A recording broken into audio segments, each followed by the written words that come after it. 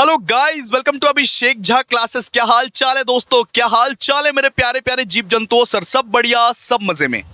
आज दोस्तों एक बहुत ही इंटरेस्टिंग सब्जेक्ट चालू करने वाला हूं, जो सब्जेक्ट आपको जन्नत की सैर करवाएगा। जी बिल्कुल, आज इंडियन इकोनॉमिक्स स्टार्ट करेंगे। वापस से इकोनॉमिक्स आ गया सर, लेकिन शुक्र मनाइए, इस बार माइक्रो इकोनॉमिक्स और मैक्रो इकोनॉमिक्स नहीं है, इस बार इंडियन इकोनॉमिक्स है।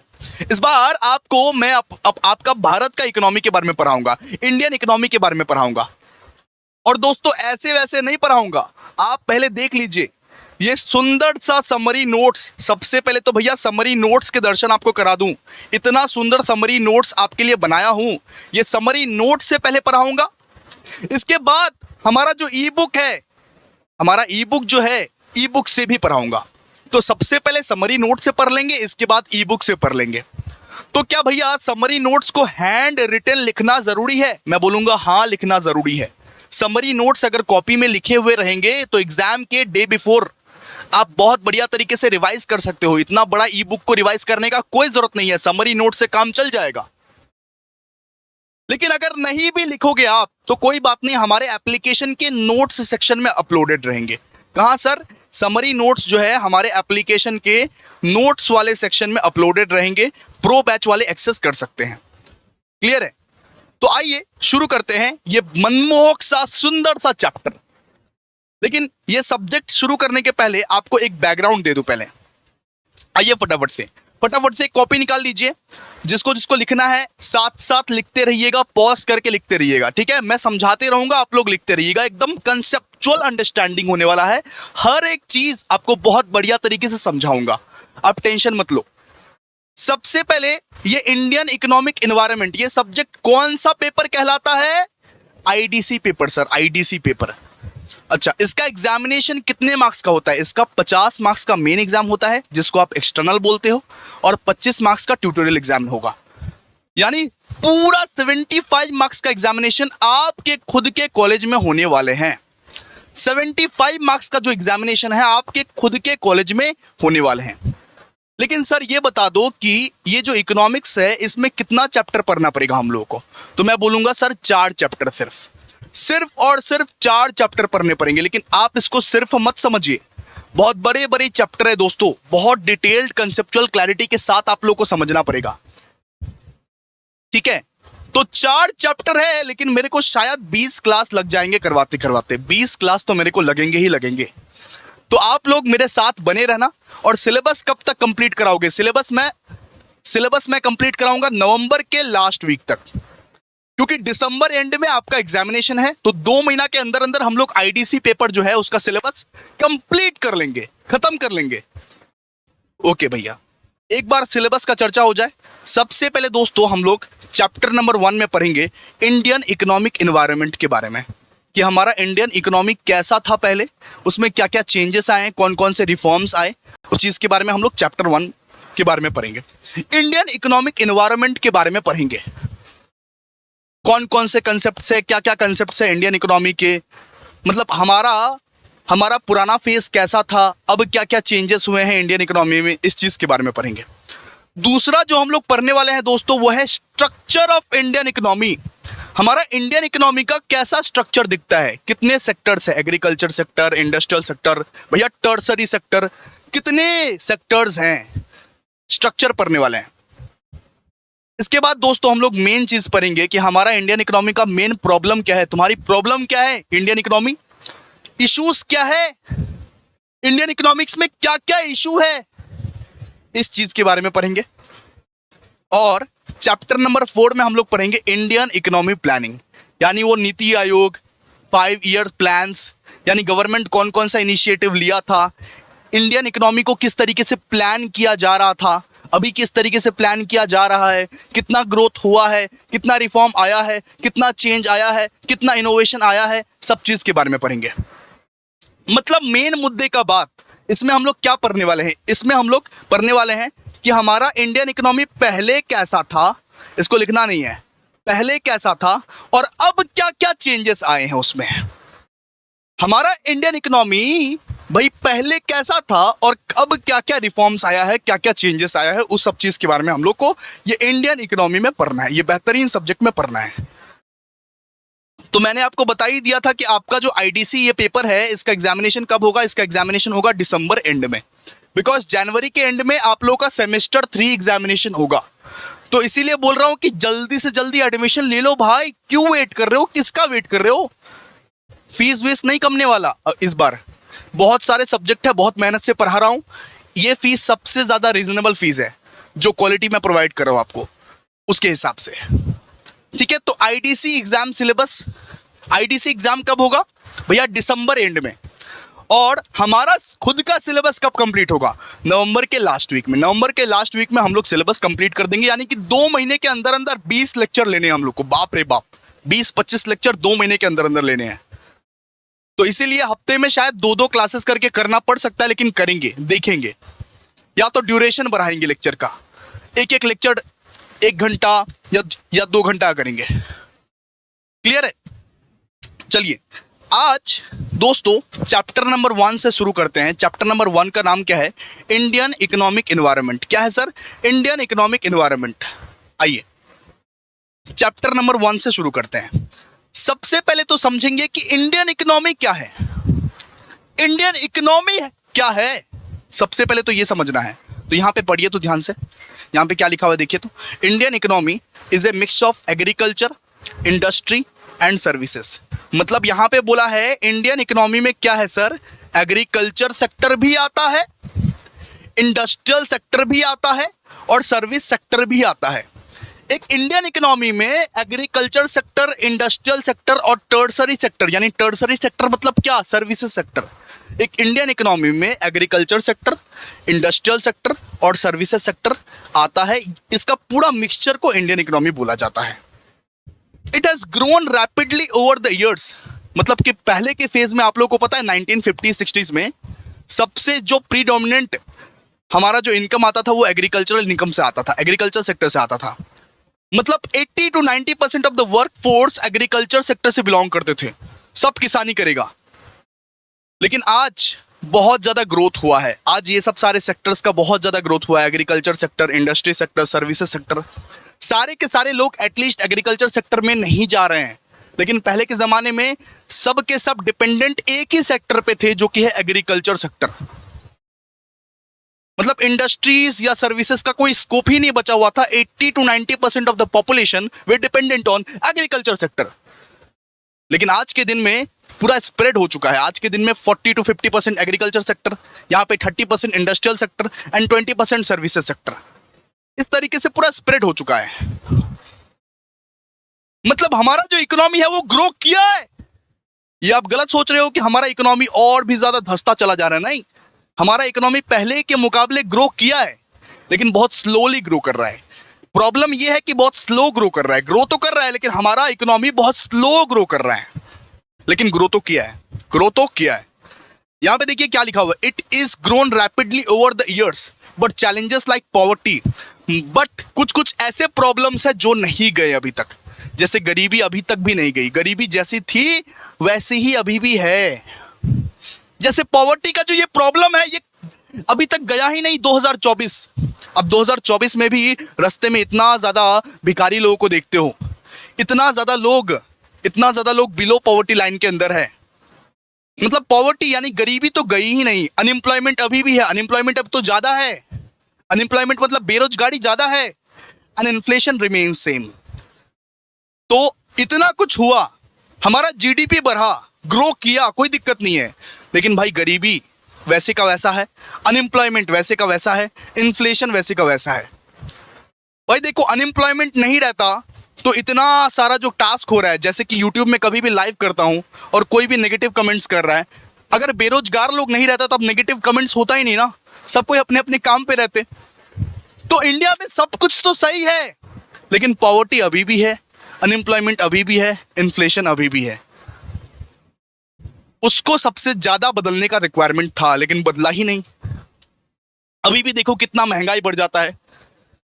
अभी भी देखो ट्यूशन, अगर मैं सिर्फ ट्यूशन सेक्टर का बात करूं तो एक एक टीचर 5-5 हजार ले रहे हैं। कितना ज्यादा महंगाई का जमाना है। महंगाई का तो जमाना है भाई, लूट भी रहा है वो लोग। तो पॉवर्टी तो अभी भी है, अनएम्प्लॉयमेंट तो अभी भी है और इन्फ्लेशन अभी भी है, वो सेम ही है। लेकिन हाँ, किसी न किसी पर्सपेक्टिव से पहले के मुकाबले हमारा जो कंट्री है, हमारा जो इकोनॉमी है, वो ग्रो किया है। ऐसा आप नहीं बोल सकते वो ग्रो नहीं किया है, ग्रो किया है। तो अब इंडियन इकोनॉमी के रिलेटेड ही बहुत सारे कंसेप्ट्स को पढ़ने वाले हैं, बहुत सारे फैक्टर्स को पढ़ने वाले हैं जो इंडियन इकोनॉमी के अंदर आते हैं। क्या? इंडियन इकोनॉमी के अंदर आते हैं, बहुत सारे कंसेप्ट्स को पढ़ने वाले हैं हम लोग, क्योंकि आपके सिलेबस में सबसे पहला चीज ही बोला है कि कंसेप्ट्स को पढ़ाओ। जो चीज, जो फैक्टर इंडियन इकोनॉमी को डिस्टर्ब करती है, उन सब चीजों को हम लोग पढ़ने वाले हैं। अभी कुछ कंसेप्ट्स के बारे में पढ़ने वाले हैं जो इंडियन इकोनॉमी के अंदर आता है, ठीक है। और आपको ई बुक से भी पढ़ाएंगे, आप एकदम टेंशन मत लो, आपको ई बुक से भी पढ़ाएंगे। सबसे पहले आइए, सबसे पहला कंसेप्ट के बारे में पढ़ने वाले हैं, वो है मिक्स्ड इकोनॉमिक सिस्टम। अच्छा दोस्तों, मिक्स्ड इकोनॉमिक सिस्टम के बारे में आप लोग क्या समझते हो? जहां पे पब्लिक सेक्टर और जहां पे प्राइवेट सेक्टर मिल के काम करे। जिस इकोनॉमी में पब्लिक सेक्टर और प्राइवेट सेक्टर मिल के काम करे, जहां पे coexistence of public sector and private sector हो। आप इस कंट्री को देखिए ना, यहाँ पे सरकारी हॉस्पिटल भी है, यहाँ पे प्राइवेट हॉस्पिटल भी है, यहाँ पे सरकारी स्कूल भी है, यहाँ पे प्राइवेट स्कूल भी है, यहाँ पे सरकारी कॉलेज भी है, यहाँ पे प्राइवेट कॉलेज भी है। मतलब जहां पे सरकार और प्राइवेट इंडिविजुअल्स मिल के काम करे, उस इकोनॉमी को हम लोग बोलते हैं मिक्स्ड इकोनॉमिक सिस्टम। हमारा जो कंट्री है वो मिक्स्ड इकोनॉमिक सिस्टम को फॉलो करता है। खिचड़ी, हमारा कंट्री ना ही कैपिटलिस्ट है ना ही सोशलिस्ट है। यहां पे सरकार भी है और यहां पे इंडिविजुअल्स भी है, यहां पे प्राइवेट इंडिविजुअल्स का भी चलता है, यहां पे सरकार का भी चलता है, दोनों मिल के काम करते हैं। और दोस्तों, हमारे जैसा कंट्री में भाई सरकार का दखल अंदाजी जरूरी है। अगर सरकार दखल अंदाजी नहीं करेगा तो कंट्री डूब जाएगा, समझो ना। वरना आप आज अमेज़न करते हो, आप फ्लिपकार्ट करते हो, उबर करते हो, रोज ठकाओगे, रोज स्कैम होगा तुम्हारे साथ, रोज। अगर सिर्फ प्राइवेट इंडिविजुअल रहते ना इस कंट्री में, तो रोज तुम्हारे साथ स्कैम होता, रोज। लेकिन गवर्नमेंट इंटरवेंशन है, इसीलिए स्कैम कोई नहीं कर पाता है। सिंपल सा एक एग्जांपल समझो ना आप। आज जियो जो अपना प्राइस बढ़ाया है, अगर मान लीजिए जियो और एयरटेल ही रहता, सिर्फ मार्केट में मान लीजिए प्राइवेट प्लेयर ही रहता, सिर्फ जियो और एयरटेल ही रहता, बीएसएनएल नहीं रहता, बीएसएनएल का मान लो एग्जिस्टेंट ही नहीं रहता, तो जियो और एयरटेल तो लूट लेते, बोलते हमको 2000 का प्लान चाहिए। कितना का भी प्लान बना लेते हैं, कितना का भी रिचार्ज करवा लेते हैं, बोलते कि 2000 रुपए दो, बोलते 5000 रुपए दो, बोलते 10,000 रुपए दो, और तुम देते बिकॉज तुम एडिक्ट हो चुके हो। आजकल इंटरनेट का लोग एडिक्ट हो चुका है, इंटरनेट तुम्हारे दिमाग में घुस चुका है। एक दिन क्या, आधे घंटे तुम बिना इंटरनेट के सरवाइव नहीं कर पाओगे। मैं गारंटी से बोलता हूं, अगर मान लो तुम्हारा रिचार्ज खत्म हो जाता होगा, तुम पापा को आधे घंटे में डिस्टर्ब करते होगे, पापा प्लीज रिचार्ज करवा दो, मैं अपने बाबू से चैट नहीं कर पा रहा हूं। होता ना ऐसा? तो अगर मान लो जियो और एयरटेल सिर्फ रहते, बीएसएनएल नहीं रहता, तो जियो और एयरटेल तो तुमको लूट लेता। तो government intervention is important, is necessary. अगर गवर्नमेंट इंटरवेंशन नहीं रहा तो प्राइवेट इंडिविजुअल्स तुमको लूट लेंगे, तुम्हारे साथ स्कैम हो सकता है कभी भी। तो यहां पे मिक्स्ड इकोनॉमिक सिस्टम क्या बोलता है? मिक्स्ड इकोनॉमिक सिस्टम मतलब जहां पे प्राइवेट और पब्लिक सेक्टर मिलके काम करे, जहां पे दोनों सेक्टर हो, दोनों सेक्टर, समझे?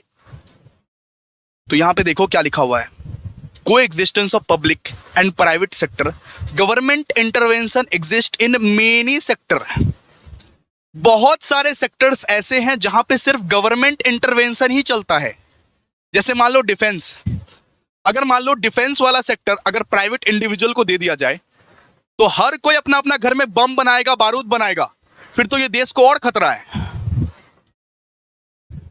मान लो डिफेंस वाला सेक्टर या वेलफेयर वाला सेक्टर सिर्फ एक प्राइवेट इंडिविजुअल को दे दिया गया, तो फिर हर कोई अपना अपना घर में भाई बम बनाएगा, बारूद बनाएगा, फिर तो हमारे देश के लिए और खतरा है। तो सुनो, ये जो पब्लिक सेक्टर है, ये पब्लिक सेक्टर ज्यादा अवेलेबल कहां पे है? सो पब्लिक सेक्टर ज्यादा अवेलेबल कहां पे है? इंफ्रास्ट्रक्चर में, डिफेंस में या वेलफेयर इंडस्ट्रीज में।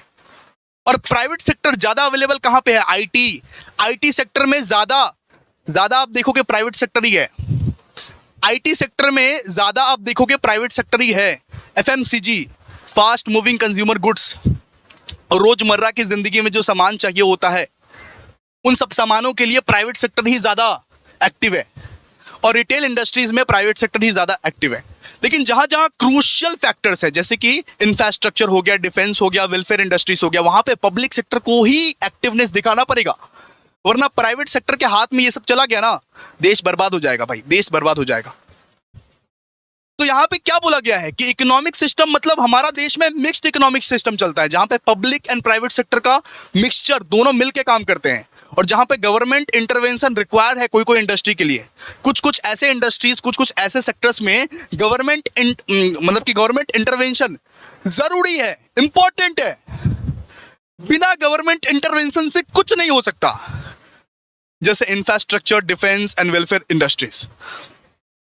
And private sector is available in IT, FMCG and retail industries. ठीक है, समझ में आया आप लोगों को? अब दूसरे कंसेप्ट के बारे में बात करेंगे, लेकिन सबसे पहले इसको बुक से पढ़ लेते हैं। आइए सबसे पहले इसको बुक से पढ़ लेते हैं। बुक में क्या लिखा हुआ है? क्या आप गलत पढ़ा रहे हो भैया? आप खुद ही देख के बता लो। यहां पे देखिए, सबसे पहला हम लोग ने क्या पढ़ा? Economic system. सबसे पहले यहां पे क्या लिखा हुआ है? Mixed economy. India follows a mixed economic system combining both capitalist and socialist principles while the private sector plays a significant role. मतलब यहां पे इस कंट्री में आजकल के जमाने में प्राइवेट सेक्टर जो है वो बहुत इंपॉर्टेंट रोल प्ले कर रहा है, बहुत important role. And government intervention जरूरी है बहुत सारे सेक्टर्स में। गवर्नमेंट इंटरवेंशन अगर नहीं रहेगा तो देश डूब जाएगा। जैसे इंफ्रास्ट्रक्चर, डिफेंस एंड वेलफेयर के सेक्टर में गवर्नमेंट का दखल अंदाजी जरूरी है, गवर्नमेंट को ही यहां पे एक्टिवली पार्टिसिपेट करना पड़ेगा, यहां पे यही बोला गया है। एंड यहां पे लास्ट में सेकंड वाला पॉइंट में क्या दिया हुआ है कि मतलब कि पब्लिक सेक्टर कहां पे ज्यादा एक्टिव है? डिफेंस में, डिफेंस सेक्टर में, एनर्जी एंड ट्रांसपोर्टेशन सेक्टर में। और प्राइवेट सेक्टर कहां पे ज्यादा एक्टिव है? आईटी, एफएमसीजी एंड रिटेल में। यही तो लिखवाया था आपको, यही तो समरी नोट्स में लिखवाया था। देखिए कितना शॉर्ट में लिखवा दिया था आपको, कितना शॉर्ट में लिखवा दिया था। इसीलिए यही एक एडवांटेज होता है समरी नोट्स लिखने का, यही बहुत सारे टीचर्स नहीं करते हैं। तो समरी नोट्स अगर लिखोगे तो ऑटोमेटिकली तुम्हारे दिमाग में बैठ जाएगा, याद हो जाएगा। समरी नोट्स की वजह से तुमको ऑटोमेटिकली अभी के अभी याद हो गया। ठीक है, तो आइए सेकंड पॉइंट के बारे में पढ़ते हैं, सेकंड कंसेप्ट के बारे में पढ़ते हैं, सेकंड फैक्टर के बारे में पढ़ते हैं। सेकंड कंसेप्ट है इकोनॉमिक ग्रोथ एंड डेवलपमेंट। क्या हमारा कंट्री का इकोनॉमिक ग्रोथ सही में हुआ है? क्या हमारा कंट्री का जीडीपी ग्रोथ सही में हुआ है? तो मैं बोलूंगा जी बिल्कुल हुआ है। मतलब कि पहले जीडीपी का ग्रोथ नहीं हो रहा था। 1991 के पहले ना हमारा कंट्री जो था वो क्लोज्ड इकोनॉमी था। 1991 के बाद बहुत बड़ा इकोनॉमिक रिफॉर्म आया, जहां पे लिबरलाइजेशन, जहां पे प्राइवेटाइजेशन, जहां पे ग्लोबलाइजेशन लाया गया। उसके बाद हमारा जो जीडीपी है उस रिफॉर्म के बाद बहुत ज्यादा ग्रो किया, उस रिफॉर्म के बाद बहुत ज्यादा ग्रो किया। जी बिल्कुल, अगर कोई बोलेगा कि जीडीपी ग्रो किया कि नहीं किया, हाँ हमारा जीडीपी ग्रो किया है। यहां पे क्या लिखा हुआ है? देखिए यहां पे लिखा हुआ है GDP expands over time after 1991 reforms. यानी 1991 के रिफॉर्म के बाद हमारा जीडीपी ग्रो किया है। पहले के फेज में हमारा जीडीपी उतना तेजी से ग्रो नहीं कर रहा था, इसीलिए तो फॉरेन एक्सचेंज क्राइसिस आ गया था। बट अब जो कि हमारा इकोनॉमिक ओपन इकोनॉमी हो गया, हम लोग किसी के साथ भी ट्रेड कर सकते हैं। हमारा जो ट्रेड है वो लिबरलाइज कर दिया गया, प्राइवेटाइज कर दिया गया, और हम लोग फॉरेन कंट्रीज के साथ भी अब ट्रेड कर सकते हैं। अब यहाँ पे फॉरेन डायरेक्ट मतलब इन्वेस्टमेंट भी हो रहा है। इस वजह से क्या हुआ कि हमारा जो जीडीपी है वो अब एक्सपांड हो रहा है धीरे धीरे करके। इसके बाद एचडीआई, एचडीआई मतलब ह्यूमन डेवलपमेंट इंडेक्स। तो देखिए मतलब कि पहले के जमाने में ना ह्यूमन के हेल्थ उतना ज्यादा अच्छा नहीं रहता था, ज्यादा लोग मरते थे पहले, ज्यादा लोग मरते थे, हाई डेथ रेट था पहले, पता है, हाई डेथ रेट था पहले। अभी उतना ज्यादा हाई डेथ रेट नहीं है, लेकिन पहले ना एक इंसान को गैस भी हो जाता था तो वो भी मर जाता था, बिकॉज इलाज ही नहीं था, एजुकेशन भी नहीं था। आप लोग अपने दादी से या आप लोग अपने नानी से सुनोगे कि हमारे जमाने में उतना लोग एजुकेशन करते ही नहीं थे, 8वीं या 9वीं या 10वीं कक्षा पढ़ लेते थे, वो बहुत बड़ी बात है, बहुत बड़ी बात है। और इनकम लेवल्स भी इंसान का बहुत कम था, बिकॉज एक क्लोज्ड इकोनॉमी था, बिकॉज हमारा जो इकोनॉमी था 1991 के पहले क्लोज्ड इकोनॉमी था, और सरकार भी एकदम बुड़बक था। उस वजह से क्या हुआ कि हमारा जो इनकम लेवल था वो बहुत ज्यादा कम था।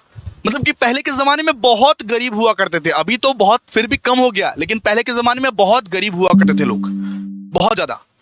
आप लोगों को विश्वास नहीं हुआ तो ठीक है। तो यहाँ पे नॉर्मली क्या है, देखिए यहाँ पे HDI मतलब क्या है, ह्यूमन डेवलपमेंट इंडेक्स। क्या ह्यूमन का डेवलपमेंट हुआ है? तो जी बिल्कुल हुआ है। मतलब कि पहले का मुकाबले हमारा डेवलपमेंट तो हुआ है in terms of health, in terms of education, in terms of income level. हमारा डेवलपमेंट तो हुआ है बेटा। मतलब अब लोग ज्यादा जिंदा रह रहे हैं, अब लोग ज्यादा पढ़ पा रहे हैं। अब आप ग्रेजुएशन तक तो कम से कम कर रहे हो ना भाई। आपके मम्मी के जमाने में, आपके नानी दादी के जमाने में 8वीं 9वीं बहुत बड़ी बात थी, बहुत बड़ी बात। लेकिन आजकल आप ग्रेजुएशन पढ़ रहे हो, आजकल आप पोस्ट ग्रेजुएशन कर रहे हो, ये बहुत बड़ी बात है।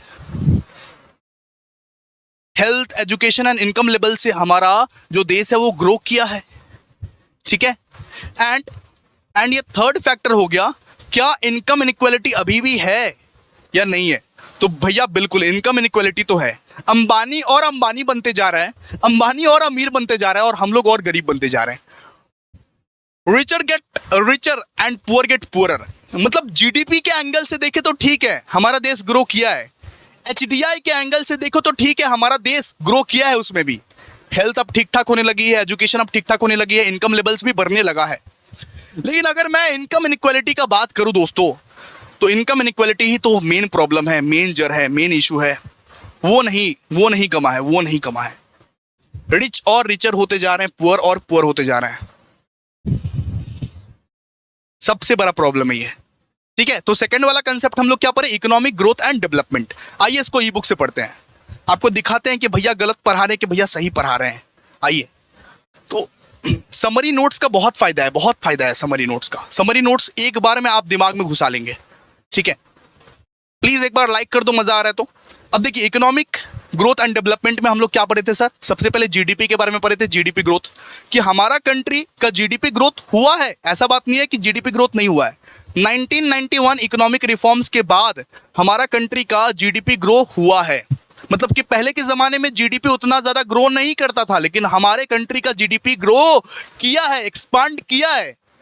इसके बाद देखिए ह्यूमन डेवलपमेंट इंडेक्स, ह्यूमन का भी डेवलपमेंट हुआ है in terms of health, in terms of education, in terms of income levels, ठीक है। India's economic growth is often मतलब कि कंपेयर टू HDI इंप्रूवमेंट।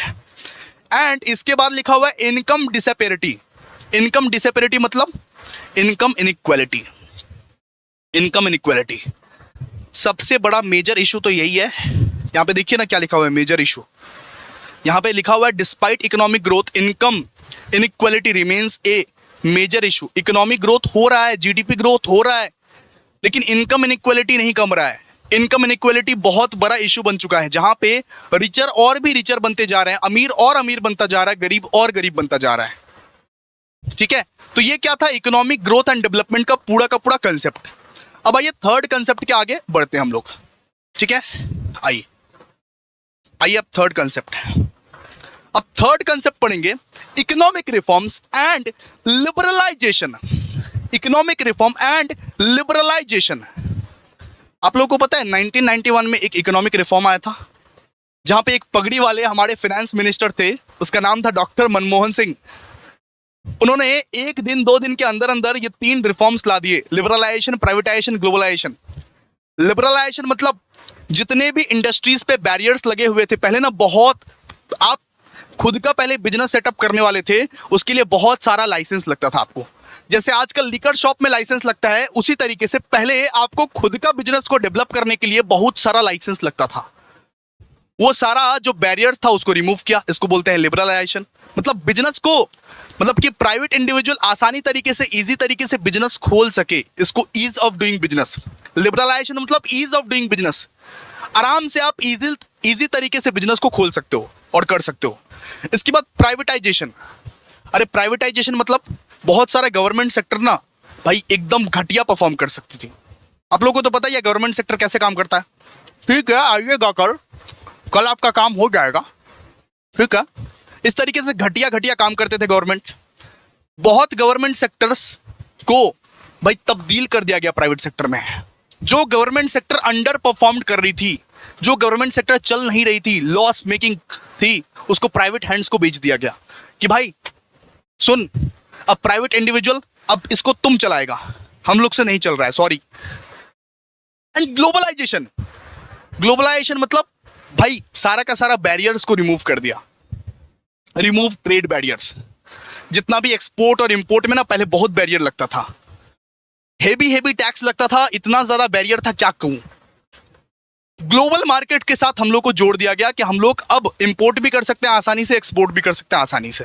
इससे क्या हुआ, इससे हमारा इकोनॉमिक रिफॉर्म आ गया, इससे हमारा जीडीपी का ग्रोथ बढ़ गया। ठीक है, तो यहां पे क्या लिखा हुआ है, in 1991 reform introduced liberalisation, privatisation and globalisation. इससे क्या हुआ, इससे भैया फॉरेनर लोग, विदेशी लोग, अंग्रेज लोग इन्वेस्टमेंट करने लगे यहाँ पे आके, एफडीआई इन्वेस्टमेंट करने लगे, फॉरेन डायरेक्ट इन्वेस्टमेंट होने लगा यहाँ पे बहुत सारे मल्टीनेशनल कंपनीज आके इन्वेस्टमेंट करने लगे, अमेजन, फ्लिपकार्ट। अब देखो ना कितने सारे फॉरेन मतलब कि कंपनीज लोग यहाँ पे आके इन्वेस्टमेंट किए। इससे क्या हुआ कि भैया इतना जो गवर्नमेंट लोड लेके बैठा था, इतना जो गवर्नमेंट अपना माथा पे लोड लेके बैठा था, वो लोड को कम कर सका। अरे वैसे भी सरकार से तो कुछ काम होने नहीं वाला है, तो इससे क्या हुआ, रिड्यूस्ड गवर्नमेंट कंट्रोल। अपना गवर्नमेंट भी अपना कंट्रोल को थोड़ा सा रिड्यूस किया। जब हो नहीं पा रहा है काम तो भाई प्राइवेट हाथों में दे दो भाई, सिंपल सा बात है। इसीलिए सब चीज को प्राइवेटाइज करता गया। इससे इकोनॉमी रिफॉर्म आया, है ना। इससे क्या हुआ, इससे इकोनॉमिक ग्रोथ होने लगा। इससे अचानक से दिखा कि इकोनॉमिक ग्रोथ होने लगा। भाई बहुत बुद्धिमान थे, लेकिन आप चाहे कितना भी बुराई कर लो मनमोहन सिंह का, लेकिन बहुत बुद्धिमान थे। उनके जैसा बुद्धि ना, उनके जैसा फाइनेंस मिनिस्टर शायद ही इंडिया को कभी मिल पाएगा। उनके जैसा चतुर चालाक फाइनेंस मिनिस्टर शायद ही इंडिया को कभी मिल पाएगा। ठीक है, बहुत बुद्धि था उनका। ये तीन चीज लाए और उस वक्त से अभी तक हमारा जो इंडिया का जो जीडीपी ग्रोथ है वो और भी ज्यादा करके बढ़ रहा है। उस वाले स्टेज में अभी तक नहीं पहुंचा है। क्लियर है। इसके बाद दोस्तों, इकोनॉमिक रिफॉर्म में एक सबसे बड़ा हिस्सा है प्राइवेटाइजेशन। मतलब कि प्राइवेटाइजेशन मतलब क्या है कि गवर्नमेंट अपना कंट्रोल को रिड्यूस कर दिया। मतलब गवर्नमेंट के पास बहुत सारे सेक्टर्स थे, पहले मोनोपोली था कि हम इस सेक्टर में काम करेंगे, ये सेक्टर हम किसी को नहीं देने वाले, सॉरी। अब गवर्नमेंट धीरे धीरे उसको प्राइवेटाइज कर दिया। अब अपना कंट्रोल गवर्नमेंट अब धीरे धीरे करके क्या करने लगा, रिड्यूस करने लगा कि हमारे माथे पर बहुत ज्यादा बोझ है, वैसे भी इतना बोझ संभलेगा नहीं। वैसे भी पब्लिक सेक्टर में लोग कैसे मतलब कि कुछ भी करके काम करते थे। ठीक है, इसीलिए प्राइवेट हैंड्स को बेच दिया। बहुत सारे सेक्टर्स गवर्नमेंट क्या किया, प्राइवेट हैंड्स को बेच दिया, यानी प्राइवेटाइजेशन। तो यहां पे देखिए सुंदर हैंडराइटिंग में लिखा हुआ है, सो मतलब कि government reduced it control over many sector allowing ये private companies to operate more freely. And तीसरा आया ग्लोबलाइजेशन। ग्लोबलाइजेशन मतलब ग्लोबल इकोनॉमी के साथ हमें मिल जाना है, आओ मिल जाए गले ग्लोबल इकोनॉमी के साथ। ये मार्केट को मिला दिया। ये जो हमारा इंडिया क्लोज्ड इकोनॉमी माना गया था, ये सारे के सारे द्वार खोल दिए और बोले जाओ अब तुम इंपोर्ट करो, एक्सपोर्ट करो, कोई भी बैरियर नहीं है, जस्ट भाई टैक्स दे देना। क्या देना ना बेटा, टैक्स दे देना। इंपोर्ट करो, एक्सपोर्ट करो, ज्यादा बैरियर नहीं है, ज्यादा रोक टोक नहीं लगाऊंगा, सॉरी। अब जो मर्जी करो, जहां से सामान मंगवाना है, जहां को सामान भेजना है भेजो, जस्ट भाई टैक्स दे देना। क्या दे देना, टैक्स। तो रिमूव्ड भैया ट्रेड बैरियर। जितना भी ट्रेड बैरियर था ना कि हम बाहर से नहीं मंगवा सकते ये सामान, ये फलाना सामान बाहर से नहीं मंगा सकते, सारा का सारा बैरियर को हटा दिया गया। इससे क्या हुआ, encouraging MNCs to set up operations in country. मतलब इससे क्या हुआ, मल्टीनेशनल कंपनीज जो है वो सारे कंपनीज इंडिया में ऑपरेट करने लगे। और इंडिया में जब ऑपरेट किए ये सब सारे कंपनीज, तो रोजगार मिलने लगी, जीडीपी ग्रो होने लगा, रोजगार मिलने लगी। सिंपल सा बात है। आईफोन मान लो ना, आईफोन या अमेजन या फ्लिपकार्ट, ये जो एमएनसीज आई, मतलब एमएनसीज की वजह से क्या हुआ, एमएनसीज की वजह से रोजगार मिलने लगी। ठीक है, तो ये क्या था, इकोनॉमिक रिफॉर्म्स एंड लिबरलाइजेशन। आइए इसका कंसेप्ट को पढ़ते हैं एक बार। यहां देखिए, यहां वही सब चीज लिखा हुआ है। सबसे पहले 1991 economic reform, a landmark moment in India's economic history. The 1991 reform introduced liberalisation, privatisation and globalisation. मतलब 1991 के बाद क्या क्या आया था, लिबरलाइजेशन आया था, प्राइवेटाइजेशन आया था और ग्लोबलाइजेशन आया था। इससे क्या हुआ, इससे फॉरेन इन्वेस्टमेंट बढ़ने लगे, इससे भाई गवर्नमेंट कंट्रोल रिड्यूस हो गया, यानी कि गवर्नमेंट के माथे के ऊपर जो इतना बोझ था वो बोझ थोड़ा सा रिड्यूस हो गया और हमारा इकोनॉमी ग्रोथ होने लगा। हाँ, और हमारा इकोनॉमिक ग्रोथ होने लगा। इसके बाद यहाँ पे देखिए प्राइवेटाइजेशन। प्राइवेटाइजेशन का मतलब क्या है? प्राइवेटाइजेशन का मतलब है बहुत सारे इंडस्ट्रीज में, बहुत सारे सेक्टर्स पहले मोनोपोली था गवर्नमेंट का, उन सारे सेक्टर्स को बेचने लगे प्राइवेट हैंड्स में। ठीक है कि भाई सुनो प्राइवेट इंडिविजुअल्स, अब ये सारे सेक्टर्स में तुम आराम से फ्रीली ऑपरेट करो और बस प्रॉफिटेबल बना दो, बस इंडिया का इकोनॉमी को ऊपर आसमान पे लेके जाओ। ठीक है, नेक्स्ट हो गया ग्लोबलाइजेशन। ग्लोबलाइजेशन मतलब इंडिया मर्ज हो गया पूरा फॉरेन मार्केट्स के साथ, वर्ल्ड मार्केट के साथ मर्ज हो गया इंडिया, इंटीग्रेट हो गया इंडिया। खुला सांड की तरह छोड़ दिया इंडिया को कि जाओ इंपोर्ट करो, एक्सपोर्ट करो, कोई दिक्कत नहीं है। अब आराम से आप फ्रीली इंपोर्ट कर सकते हो, एक्सपोर्ट कर सकते हो, जहां कहीं से भी मंगवाना है मंगवाओ सामान, और जहां कहीं भी भेजना है भेजो, कोई दिक्कत नहीं है। इससे हमारा जीडीपी बढ़ेगा। इससे क्या हुआ कि मल्टीनेशनल कंपनीज जो है वो इस कंट्री में आए, इस कंट्री में बिजनेस खोलने लगे और रोजगार बढ़ने लगा, है ना। बहुत सारे मल्टीनेशनल कंपनीज है ना, मैगी एग्जांपल ले लो, मैगी मैगी मैगी मैगी, ठीक है। वॉलमार्ट एग्जांपल ले लो, मैगी एग्जांपल ले लो। बहुत सारे मल्टीनेशनल कंपनीज हमारे कंट्री में आए और बिजनेस आराम से करने लगे, खुले सांड की तरह बिजनेस करने लगे, खुले सांड की तरह, समझते हो, खुला सांड, आराम से। चलिए अब फोर्थ पॉइंट को पढ़ते हैं। फोर्थ पॉइंट को, मजा आ रहा है ना पढ़ के भाई, मजा आ रहा है ना? एक बार लाइक कर दो, मजा आ रहा है तो एक बार लाइक कर दो। चलो आ जाओ, फोर्थ पॉइंट को पढ़ते हैं। फोर्थ पॉइंट क्या sir? Policy and regulatory environment. Policy and regulatory environment. So policy and regulatory environment में सबसे पहला आता है मॉनेटरी पॉलिसी। मॉनेटरी पॉलिसी को कौन मैनेज करता है? Managed by RBI. आप लोगों को पता है ना आरबीआई क्या करता है? आरबीआई मनी सप्लाई को कंट्रोल करता है। मनी का जो एक्सेस सप्लाई होता है आरबीआई उसके कंट्रोल करता है। Repo rate, reverse repo rate, हाँ तो repo rate, reverse repo rate और बहुत सारे इंस्ट्रूमेंट्स के हेल्प से आरबीआई क्या करता है? कंट्रोल करता है मनी सप्लाई को। मनी सप्लाई को कंट्रोल करता है कि एक्सेस मनी सप्लाई ना हो जाए, बिकॉज एक्सेस मनी सप्लाई होगा तो लोग ज्यादा खरीदने लगेंगे, लोगों के पर निकल जाएंगे, एक्सेस डिमांड होगा। ठीक है, तो सिंपल सा बात है। सबसे पहले क्या है? Monetary policy. इसके बाद क्या है? Fiscal policy. फिस्कल पॉलिसी का मतलब क्या है? फिस्कल पॉलिसी का मतलब है sir taxation, government spending and borrowing, aims to reduce fiscal deficit. मतलब कि गवर्नमेंट का हमेशा हर साल का एम ही रहता है कि कम से कम खर्चा हो और ज्यादा से ज्यादा मुनाफा आए। भाई कम से कम खर्चा हो और ज्यादा से ज्यादा मुनाफा आए, फिस्कल डेफिसिट, यानी गवर्नमेंट का लॉस ना हो, क्योंकि गवर्नमेंट का लॉस हो गया तो ये कंट्री का लॉस होगा। और हमेशा हमेशा हमेशा सर गवर्नमेंट का ये एम रहता है कि किसी भी तरीके से इंफ्रास्ट्रक्चर डेवलपमेंट हो, रोड्स, डैम, ब्रिजेस, किसी भी तरीके से ये सब बने, इंफ्रास्ट्रक्चर डेवलपमेंट हो, और सपोर्टिंग वेलफेयर स्कीम। ऐसा होता नहीं है, ऐसा करता नहीं है कोई बस सोचता है।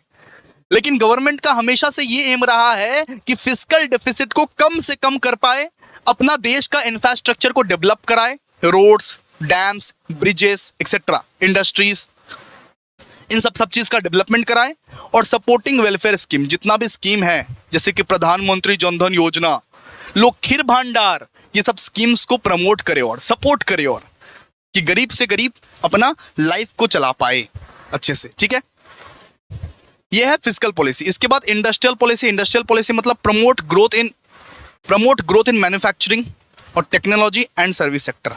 मतलब किसी भी तरीके से manufacturing industries and technology industries और सर्विस सेक्टर का ग्रोथ हो जाए, यही कोशिश कर रहा है गवर्नमेंट।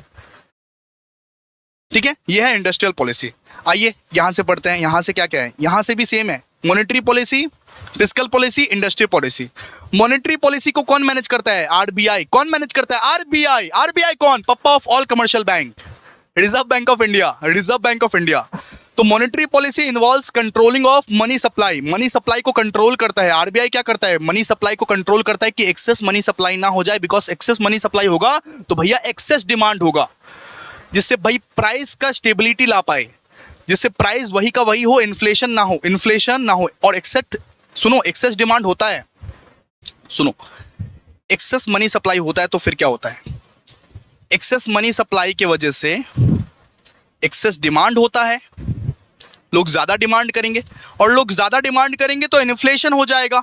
हम पढ़ाए थे ना, लोग ज्यादा डिमांड करेंगे तो क्या होगा भाई? प्राइस बढ़ने लगेंगे हर एक चीज का। आईफोन रखा हुआ है 10 ठो और 100 लोग खरीदने आ गए तो आईफोन का प्राइस तो ऑटोमेटिकली बढ़ेगा ना, इन्फ्लेट होगा ना, है ना। तो ये क्या है? Monetary policy. मॉनेटरी पॉलिसी को कौन मैनेज करता है? आरबीआई। आरबीआई बहुत सारे इंस्ट्रूमेंट्स का यूज करता है, जैसे कि repo rate, reserve repo rate, ये सब सारे इंस्ट्रूमेंट का यूज करता है और यूज करके बहुत सारी चीजों को कंट्रोल करता है, मनी सप्लाई को कंट्रोल करता है। इसके बाद पढ़े थे sir fiscal policy. Fiscal policy मतलब sir taxation, government spending and borrowing. ये सारे जो पॉलिसीज हैं, ये सारे पॉलिसीज एक ही फोकस है इनका, एक ही मकसद है इनका। फिस्कल पॉलिसी यानी गवर्नमेंट का एक ही मकसद है कि किसी भी तरीके से ये जो फिस्कल डेफिसिट हो रहा है, ये जो गवर्नमेंट को जो लॉस हो रहा है, ये लॉस को कम हो, किसी भी तरीके से ये इंफ्रास्ट्रक्चर डेवलपमेंट हो, रोड्स, डैम, ब्रिजेस, हम लोग जनता का भलाई कर पाए। ओ माय गॉड, इतना कब से सोचने लगा गवर्नमेंट? होता कुछ नहीं है भाई, बस यहाँ पे ज्ञान वाली बातें दे रही है। किसी भी तरीके से फिस्कल डेफिसिट को कंट्रोल करना है। ओ माय गॉड मेरा प्यारा बच्चा। Promoting infrastructure development, roads, bridge, dam बनाना है पब्लिक लोगों के लिए, और पब्लिक लोगों को थोड़ा सपोर्ट करना है। बहुत नाटक करता है गवर्नमेंट। अब देखो ये सब कौन सोच के रखा है? ये सब सोच के रखा है गवर्नमेंट ने कि भाई टैक्सेशन और गवर्नमेंट स्पेंडिंग और बोरोइंग के हेल्प से हम लोग फिस्कल डेफिसिट को कम करेंगे, इंफ्रास्ट्रक्चर डेवलपमेंट को कम करेंगे, सुनो, इंफ्रास्ट्रक्चर डेवलपमेंट करेंगे और वेलफेयर स्कीम्स में पैसा लगाएंगे, जैसे लखीर भंडार और क्या है, जैसे प्रधानमंत्री जनधन योजना। ये सब है support services, supporting welfare schemes. इसके बाद क्या है? Industrial policies. इंडस्ट्रियल पॉलिसीज मतलब अपने इंडिया में बहुत खूबसूरत लाजवाब सुंदर इंडस्ट्रीज बनाएंगे, जैसे मैन्युफैक्चरिंग का इंडस्ट्री, जहां पे टेक्नोलॉजी हो, जहां पे सर्विसेज ही हो, इसको बोलते हैं इंडस्ट्रियल पॉलिसी। ठीक है, अब दोस्तों आइए अब नेक्स्ट पढ़ते हैं। नेक्स्ट आ गया फिफ्थ पॉइंट। आइए, फिफ्थ है foreign trade and investment. Foreign trade and investment मतलब बाहर से हम लोग क्या क्या ट्रेड कर पाएंगे। जैसे सबसे पहले तो आ गया एक्सपोर्ट एंड इंपोर्ट। एक्सपोर्ट मतलब क्या होता है बताइए तो? एक्सपोर्ट मतलब होता है हम अपने कंट्री से बाहर क्या क्या भेज रहे हैं। तो हम लोग ना, पता है कौन कौन सा चीज़ का मतलब एक्सपोर्ट ज़्यादा करते हैं? सर टेक्सटाइल का। हम लोग टेक्सटाइल का एक्सपोर्ट ज़्यादा करते हैं। हम लोग आईटी सर्विसेज का एक्सपोर्ट ज़्यादा करते हैं। हम लोगों के कंट्री से आईटी सर्विसेज ज़्यादा दिया जाता है फॉरेन कंट्री में। हम लोग फार्मास्यूटिकल्स का एक्सपोर्ट ज़्यादा करते हैं। ये सब सारे चीज़ों का एक्सपोर्ट हम लोगों के कंट्री से ज़्यादा होता है। और इम्पोर्ट किस किस चीज़ का होता है sir? Crude oil, machinery, electronics का। हम लोग मंगवाते क्या क्या है? क्रूड ऑयल मंगवाते हैं। हबीबी दुबई से हम लोग क्या मंगवाते हैं? क्रूड ऑयल मंगवाते हैं, मशीनरी मंगवाते हैं, इलेक्ट्रॉनिक्स का जितना भी सामान है सब तो बाहर से ही आता है। सारा का सारा फोन तो चाइना का ही है। तो इंपोर्ट यही सब चीज हम लोग करते हैं।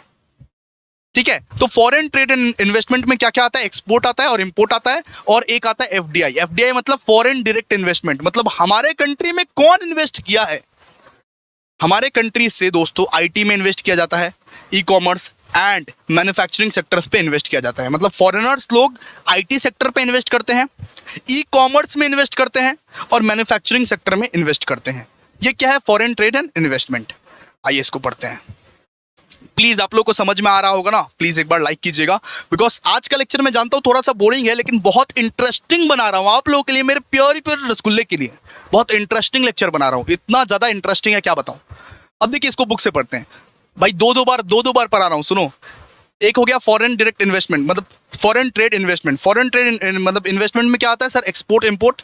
हम लोग एक्सपोर्ट कौन कौन सी चीज़ों का करते हैं? जैसे आईटी सर्विसेज, जैसे टेक्सटाइल, जैसे फार्मास्यूटिकल्स। एंड इंपोर्ट किस किस चीज़ का करते हैं sir? Crude oil, machinery and electronic. So trade balance and current account deficit are the key concern for the government. मतलब एक्सपोर्ट और इंपोर्ट बैलेंस में होना चाहिए भैया, एक्सपोर्ट और इंपोर्ट बैलेंस में होना चाहिए। ऐसा नहीं कि तुम इंपोर्ट ज़्यादा कर रहे हो, मंगवा ज़्यादा रहे हो और एक्सपोर्ट कम कर रहे हो, नहीं। बैलेंस में होना चाहिए, सब कुछ बैलेंस में होना चाहिए, सब कुछ बैलेंस में होना चाहिए। जितना एक्सपोर्ट करो उतना ही इंपोर्ट करो। क्लियर है? यही गवर्नमेंट का सिद्धांत है, यहां पे ये बोला गया है। इसके बाद देखो foreign direct investment. Foreign direct investment मतलब क्या? India has been one of the top destination for FDI, particularly in the sectors like IT, e commerce, manufacturing. मतलब सीधा सा बात है, इंडिया इंडिया पे फॉरेन मतलब कि फॉरेनर्स लोग आईटी पे इन्वेस्ट करते हैं, ई कॉमर्स में इन्वेस्ट करते हैं। जैसे अमेजन और फ्लिपकार्ट देखो, अमेजन और फ्लिपकार्ट कितना ज़्यादा धूम मचा रहा है। फ्लिपकार्ट किसका है? वॉलमार्ट का है। अमेजन किसका है? जेफ बेजोस का है। कितना ज़्यादा धूम धड़ाका मचा रहा है अमेजन और फ्लिपकार्ट। ई कॉमर्स के फील्ड में यहीं पे ज़्यादा फॉरेन डायरेक्ट इन्वेस्टमेंट होता है आजकल के दिन में। ब्लिंकिट हो गया, स्विगी हो गया, बिकॉज लार्ज पॉपुलेशन है ना, 140 प्लस करोड़ का है पॉपुलेशन, तो उसमें तो होगा ही FDI. IT, e commerce, manufacturing के फील्ड में हमारे इंडिया में ज़्यादा लोग इन्वेस्ट करते हैं, ज़्यादा इन्वेस्ट करते हैं। ठीक है, इससे क्या होता है? इससे इंडिया का जो इकोनॉमिक डेवलपमेंट है ना वो बढ़ रहा है। इससे इंडिया का जो इकोनॉमिक डेवलपमेंट है ना वो बढ़ रहा है। अगर एफडीआई नहीं आया तो हमारे कंट्री का कभी भी डेवलपमेंट नहीं हो पाएगा, अंडर डेवलप्ड इकोनॉमी बन जाएगा। तो फॉरेन डायरेक्ट इन्वेस्टमेंट आ रहा है, इतना कुछ हो रहा है, इसीलिए एमएनसीज आ रहा है, पार्टिसिपेट कर रहा है, हमारे कंट्री में ऑपरेट कर रहा है, इसी वजह से जो है इंडिया का ग्रोथ हो रहा है। ठीक है, चलो ये क्या है? फॉरेन डायरेक्ट इन्वेस्टमेंट सब पढ़ा दिए। अब आइए सिक्स आइए।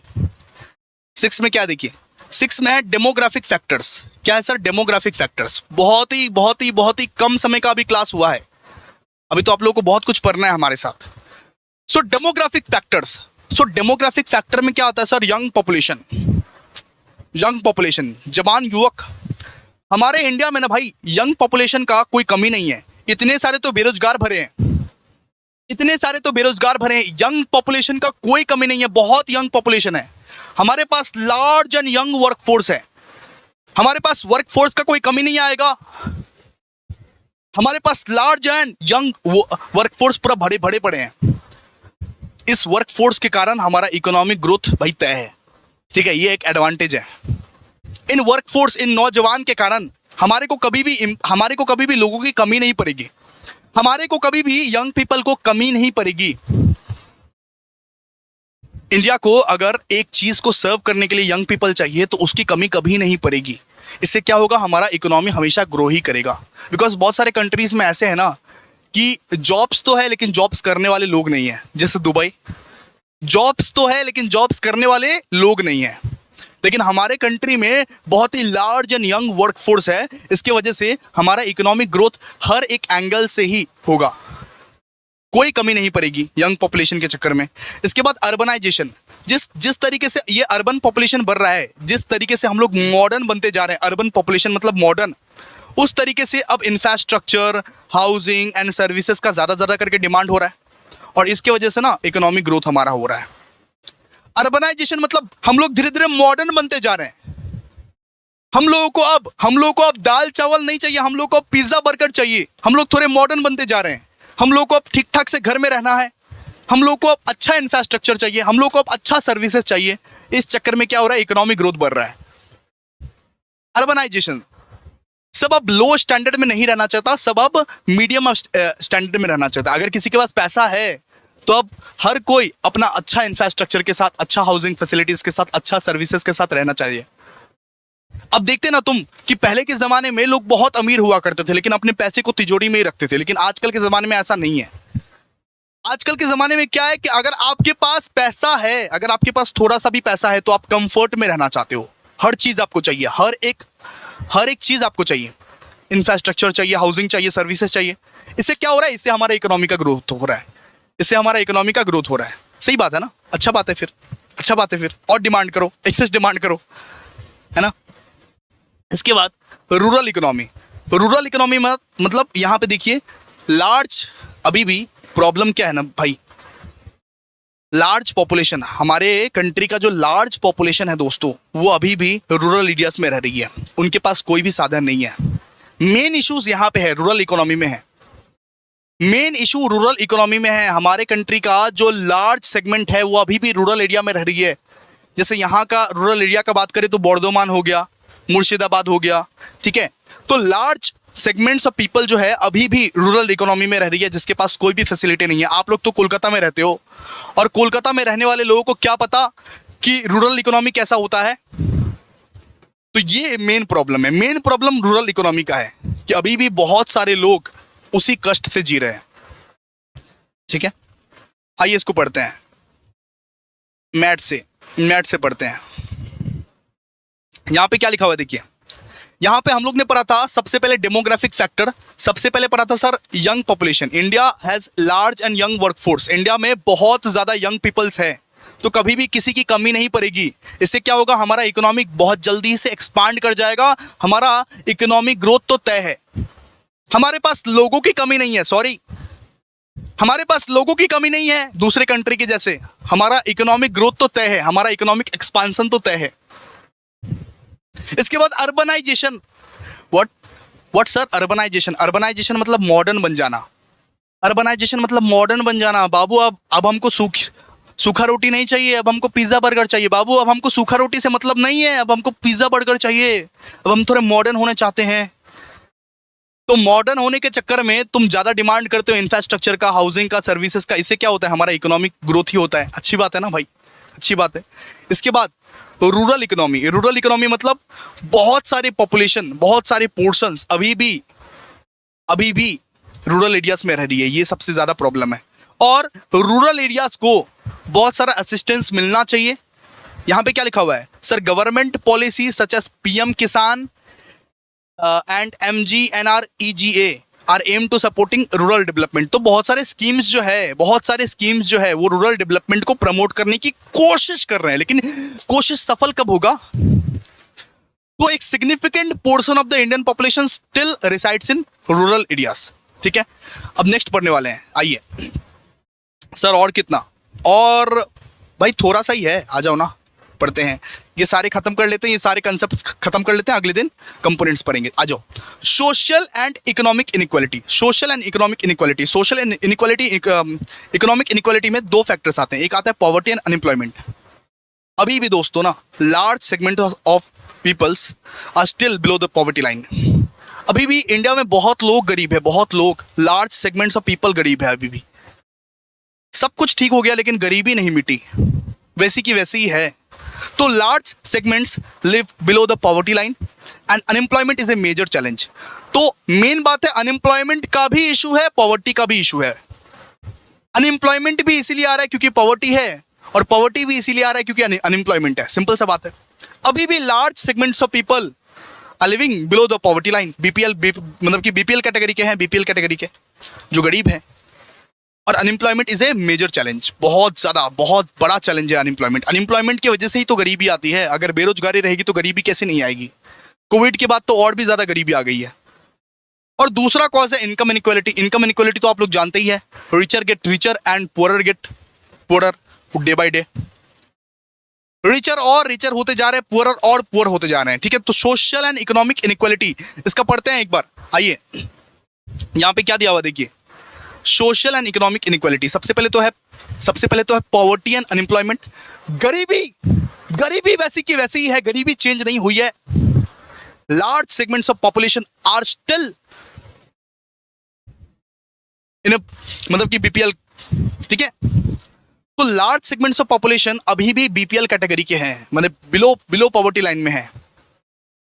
और अनएम्प्लॉयमेंट जो है, अनएम्प्लॉयमेंट बहुत ही, additionally unemployment especially among the youth is a major challenge. बहुत बड़ा चैलेंज है। पता नहीं ये चैलेंज कैसे सॉल्व होगा। आजकल ग्रेजुएटेड बंदे को इतना अच्छा डिजर्विंग सैलरी नहीं मिलता, 15,000 20,000 में काम कर रहे हैं। अनएम्प्लॉयमेंट का बहुत बड़ा प्रॉब्लम है, पॉवर्टी का बहुत बड़ा मतलब की प्रॉब्लम है। ये मेन प्रॉब्लम नहीं अभी तक ठीक हुआ है। इसके बाद income inequality, rich and poor के बीच बहुत ज़्यादा इनइक्वालिटी है, बहुत बड़ा फर्क आ गया है। ठीक है, ये पढ़े थे। इसके बाद दोस्तों हम लोग पढ़ने वाले हैं इन्फ्लेशन एंड प्राइस स्टेबिलिटी। आइए इन्फ्लेशन एंड प्राइस स्टेबिलिटी। बस हो गया है, हड़बड़ाइए मत, फटाफट से आइए, पढ़ा देते हैं। अच्छा, इन्फ्लेशन को मॉनिटर कौन करता है? इन्फ्लेशन को मॉनिटर करता है आरबीआई, एकदम क्लोजली मॉनिटर करता है कि भाई एक्सेस डिमांड ना हो। सुनो, एक्सेस मनी सप्लाई ना हो, एक्सेस मनी सप्लाई के चक्कर में एक्सेस डिमांड ना हो, और एक्सेस डिमांड के चक्कर में इन्फ्लेशन ना हो। तो इन्फ्लेशन के चक्कर में बहुत सारा चीज इंपैक्ट हो जाता है। कौन कौन सा चीज सर? कॉस्ट ऑफ लिविंग, आपका कॉस्ट बढ़ जाएगा, आपका खर्चा बढ़ जाएगा, आपका परचेसिंग पावर बढ़ जाएगा, आपका इकोनॉमिक इंस्टेबिलिटी आ जाएगा। पूरा का पूरा इकोनॉमी में बहुत बड़ा इंपैक्ट आ जाता है। लेकिन उसको मॉनिटर कौन करता है? आरबीआई करता है। आरबीआई ये देखता रहता है कि भाई एक्सेस डिमांड ना हो और एक्सेस डिमांड के चक्कर में एक्सेस प्राइस ना बढ़ जाए, एक्सेस इन्फ्लेशन ना हो जाए, ठीक है। और यहां पे देखिए क्या लिखा हुआ है, inflation is also caused by the supply side factors such as, मतलब कि सप्लाई साइड फैक्टर्स की वजह से भी होता है।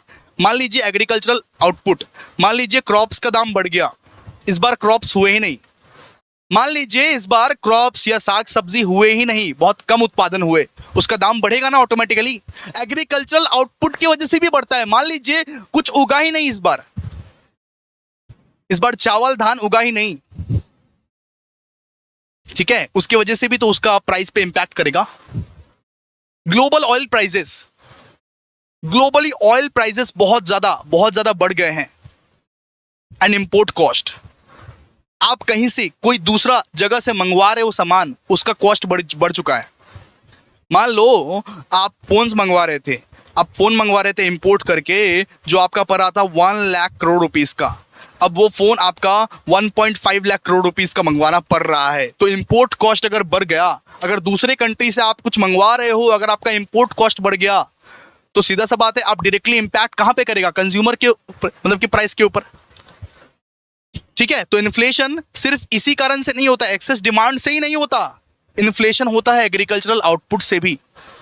एग्रीकल्चर का जो सामान है, जो मतलब कि पेरिशेबल रहता है और जो सीजन के सीजन पर डिपेंड करता है, मान लीजिए आम कम उगा है इस बार, तो आम का प्राइस ज्यादा रहेगा। Agricultural output, global oil price and import cost, इसकी वजह से भी इन्फ्लेशन आता है, ठीक है। आइए पढ़ते हैं इसको। बाबू, इतना बोरिंग टॉपिक को इतना इंटरेस्टिंग बना दिया ना भाई, कि अब तुम आराम से पढ़ोगे, कोई दिक्कत नहीं है। तुम इतना घबराओ मत कि इतना देर क्लास क्यों हो रहा है, आराम से पढ़ो। बहुत बोरिंग टॉपिक था, बहुत इंटरेस्टिंग बना दिया इस टॉपिक को, ठीक है। चलो आ जाओ। तो इन्फ्लेशन एंड प्राइस स्टेबिलिटी, सबसे पहले इन्फ्लेशन कंट्रोल। तो इन्फ्लेशन को मतलब कि कंट्रोल कौन करता है, आरबीआई करता है। आरबीआई एकदम क्लोजली दिखता रहता है, एकदम क्लोजली दिखता रहता है, इन्फ्लेशन बढ़ रहा है कि नहीं बढ़ रहा है। और इन्फ्लेशन जो है ये बहुत सारा चीज पर इंपैक्ट करता है, जैसे कॉस्ट ऑफ लिविंग, आपका खर्चा बढ़ जाएगा इन्फ्लेशन के चक्कर में, आपका परचेसिंग पावर बढ़ जाएगा, इकोनॉमिक स्टेबिलिटी पूरा इंपैक्ट कर जाएगा, एकदम तहस नहस हो जाएगा, जैसे कोविड-19 में हुआ था। कोविड-19 में कितना इन्फ्लेशन हो गया था, एंड सप्लाई साइड इश्यूज भी आते हैं। सप्लाई साइड इश्यूज मतलब एग्रीकल्चरल आउटपुट की वजह से, ग्लोबल ऑयल प्राइसेस की वजह से एंड इंपोर्ट कॉस्ट की वजह से, ठीक है। चलिए आइए नेक्स्ट पढ़ने वाले हैं agricultural economy. What sir, agricultural economy, इसको लिख लीजिएगा, इसको एक बार लिख लीजिएगा, ठीक है। एग्रीकल्चरल इकोनॉमी, सुनिए, हमारा कंट्री में 80 to 90% of the population agricultural sector पे ही डिपेंडेंट थे पहले। Agricultural sector is the backbone of the Indian economy. अगर इंडियन इकोनॉमी में एग्रीकल्चरल इकोनॉमी नहीं रहता तो मतलब इंडियन इकोनॉमी का कोई वैल्यू ही नहीं रहता। आप लोगों को पता होगा कि 80 to 90% वर्कफोर्स एग्रीकल्चरल सेक्टर्स पे डिपेंड करते थे, उसी से उनका रोजी रोटी चलता था।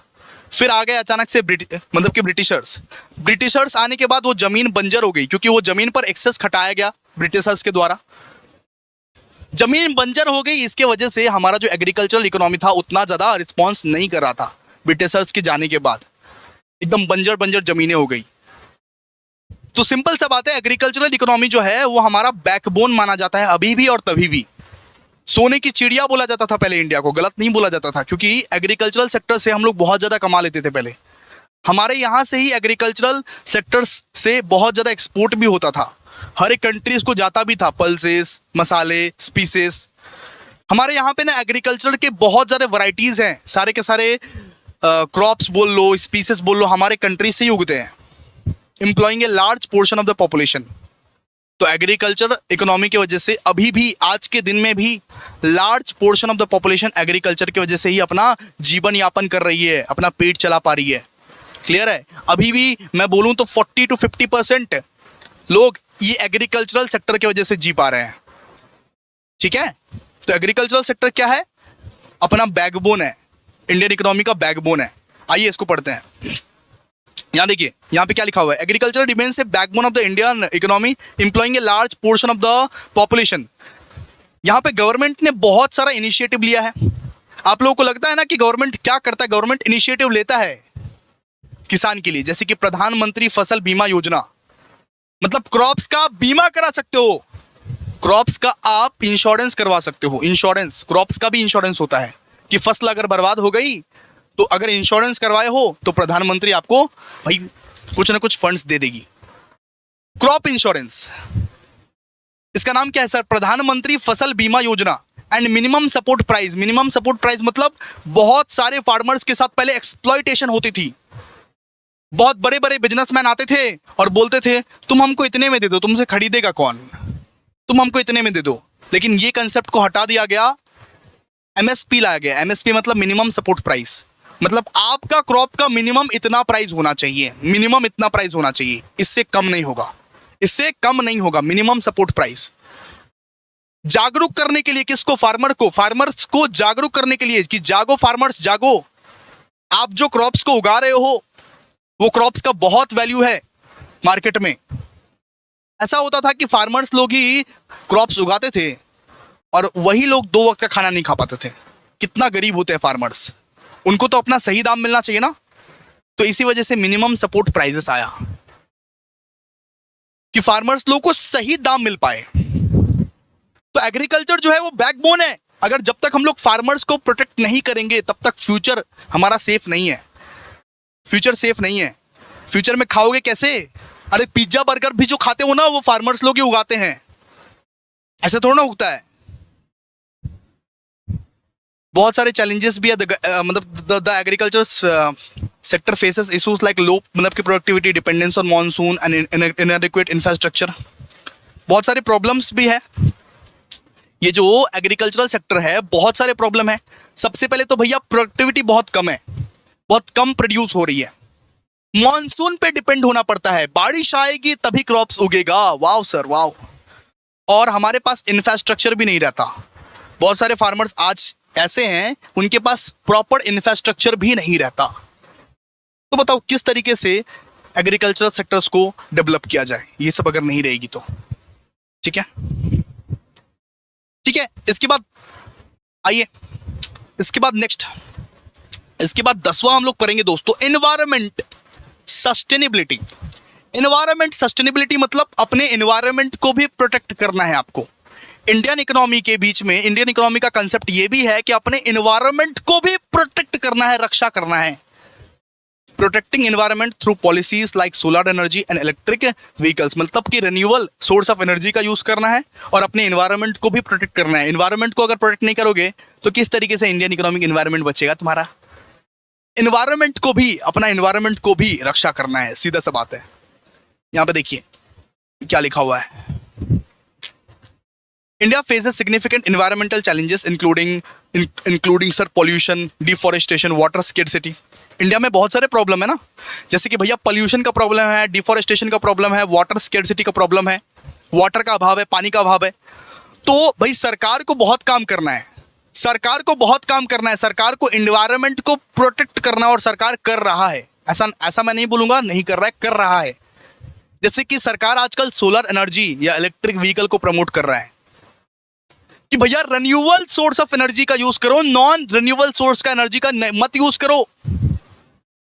सस्टेनेबिलिटी मतलब कि सीधा सा बात है, अरे डेवलपमेंट करो लेकिन सस्टेनेबल डेवलपमेंट करो कि तुम्हारे फ्यूचर जनरेशंस भी यूज कर पाए उसको, फ्यूचर जनरेशन भी यूज कर पाए।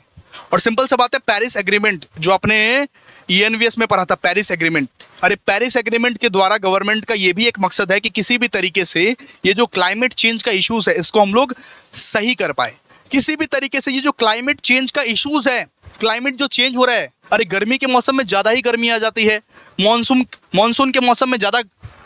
अभी आप देख रहे हो अभी कौन सा महीना है सर? सितंबर का एंड। सितंबर के एंड में देख रहे हो इतना ज्यादा गर्मी कैसे आ गया सर? क्लाइमेट चेंज की वजह से।